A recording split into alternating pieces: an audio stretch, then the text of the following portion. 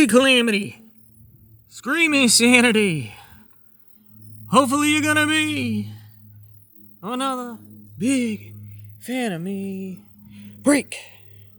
What's up? I'm Toy Insanity. This is Scream Insanity 15. Happy International Panic Day. June 18th.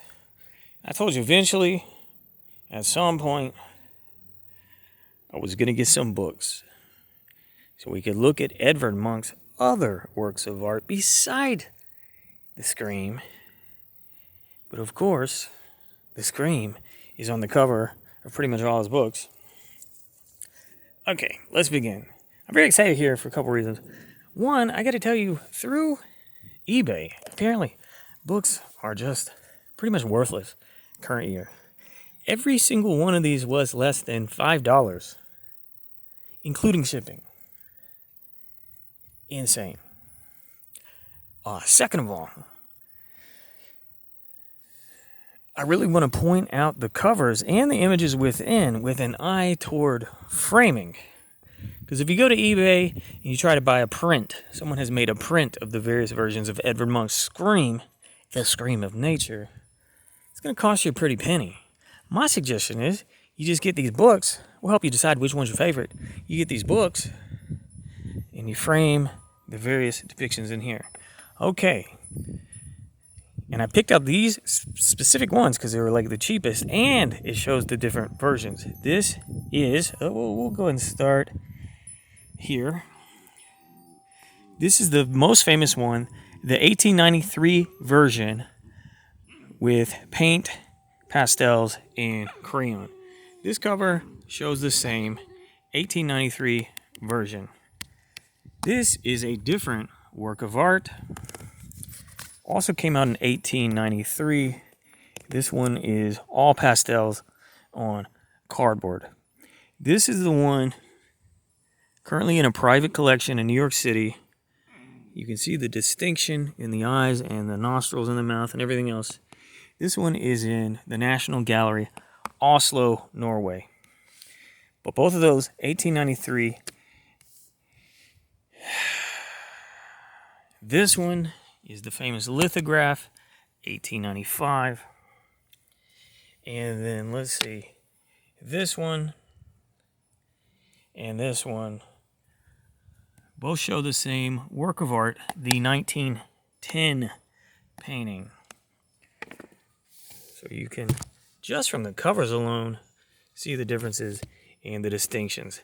90 prints. This is an amazing one. This book came out in 1979. Like I said, under $5. Plenty of sellers. And look at all that biography that I didn't read. But everything in here is basically automatically suitable for framing. In fact, there's eBay sellers who have taken this page out of this book, and then they try to flip that for $20. Get the whole book. Maybe you'll end up wanting to flip display some of his other works. But you can see, despite the tragedy of his life, he knew where the money was. So he made lithograph, block print versions of basically all the things he also made in paintings.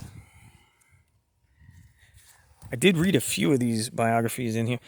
So one thought was he really hated parting with his paintings. He had kind of a bit of a hoarder mentality. So his consolation, allegedly, supposedly, in many ways, was to make, if he had to sell a painting, he would make a lithograph to maintain it in his collection. But the plate, for the Scream at least, I wouldn't just fold it.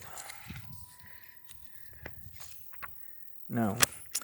The plate is missing. Maybe all the plates are missing. I don't know. This one, private collection from a person who we cannot name on YouTube. But it was on display from October 24th, 2012 to April 29, 2013 in the MoMA, the Museum of Modern Art, New York City. At the time, 2012, This version was the world's record for the highest amount ever paid for a piece of artwork. And since 2012, it's been broken a few times. But this is a great little book because check it. It goes over each version. There's the version we just looked at. There's the 1910 version. Plenty of autobiographical material, representations of his other work. There's a little comparison to Van Gogh. Close-up of the subject from that version. So it was on display publicly 2012, right before it went to auction and into a private collection. But did you see what I was trying to show you? Every version is in this little $5 book, plus self-portraits, which all could be framed. Different sizes and scales. I think I'm going to cut that one up. Frame it all.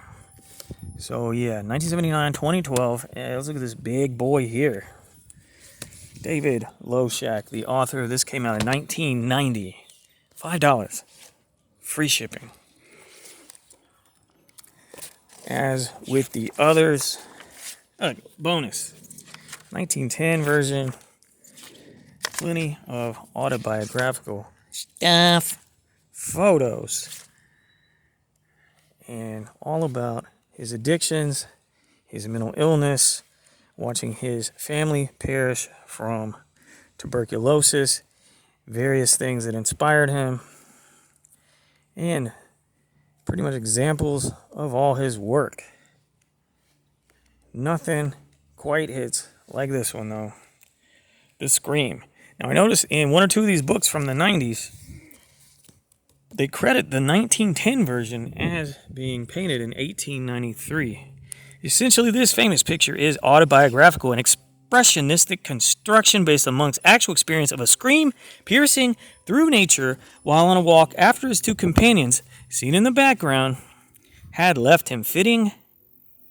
The fact that the sound must have been heard at a time when his mind was in an abnormal state, Munch renders it in a style which is pushed to extremes.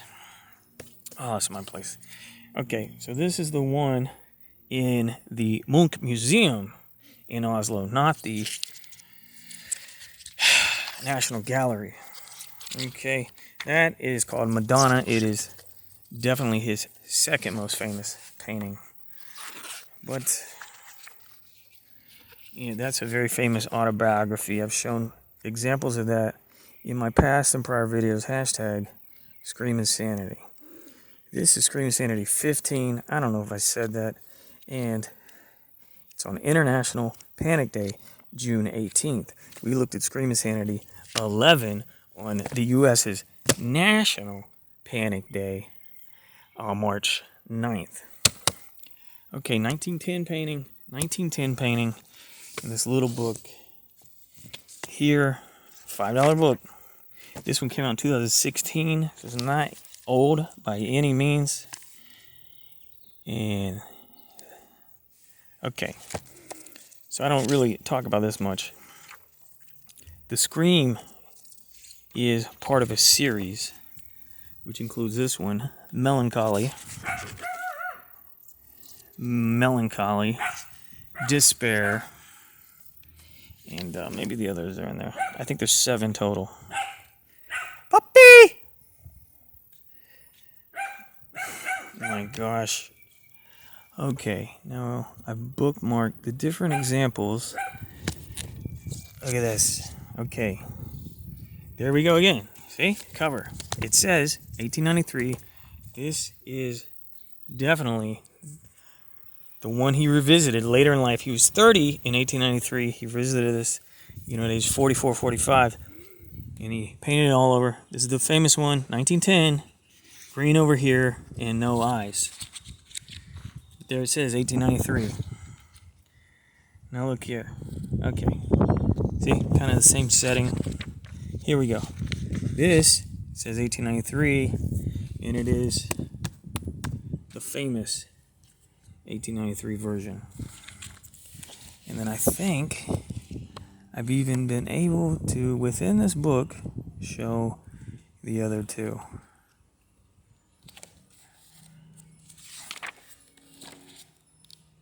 Come on. A lot of nudes, my dude. Okay. Yeah, so there's his lithograph on purple paper. And I brought this because I'm going to give you an idea if you want to frame things. If you want to buy this book, you just need a 4-inch frame. That's postcard size. And then I guess I marked this to show, yeah, this is a cool book. It shows his entire life history in all the different places he lived.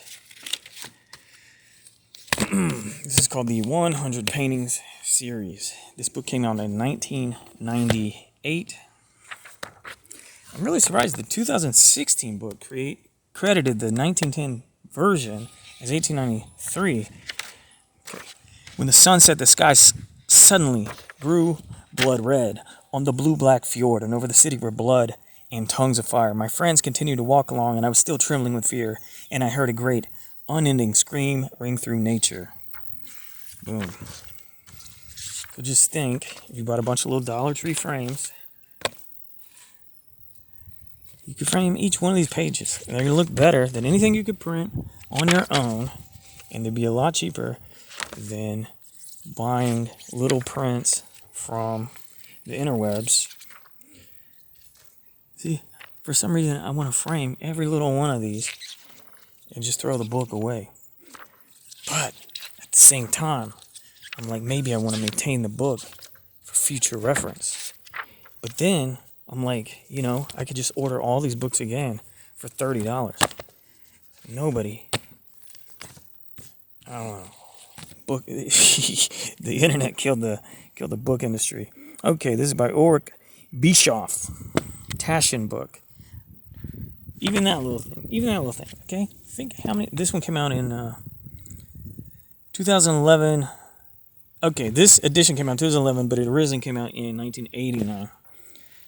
Okay, lots of self-portraits, and then all his famous paintings, and then within this book, boom. And there's the mummy, the famous mummy he saw in the museum in Paris that people think inspired the way he designed the subject there. This is 7 3/4. So this one only has one example plus the cover. Puppies! But then again, you know, you could frame the covers and you could frame, which one I think was my favorite. This one probably is the most informative for reading. But that one had so many frameable examples. Okay. Scream Insanity 15. Check out my Scream and Plant. Check out the hashtag Scream Insanity or my playlist called Scream Insanity. Okay? I'm showing you my toys, figures, figurines, memorabilia. I've just been obsessed with this painting since I was a child and collecting everything pop culturally relevant of depicting it. And I'm happy that I myself learned the different versions: 1910, 1893 private collection, 1895 lithograph, 1893 famous painting on cardboard. Okay? I sure hope you thumbed up because I appreciate it. Let's go check out these puppies for a minute. Puppy Insanity!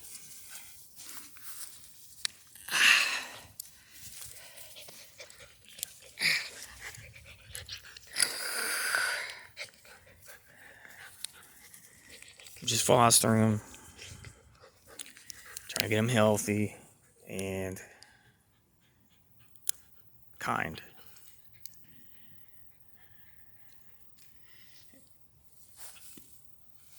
National Panic Day. Do not eat that. Okay, he might have ate a little tiny piece of nitrile. We'll figure it out. You know, if you're feeling stress, you're feeling anxiety, maybe pet a puppy today. Pet a cute little puppy. Goodbye.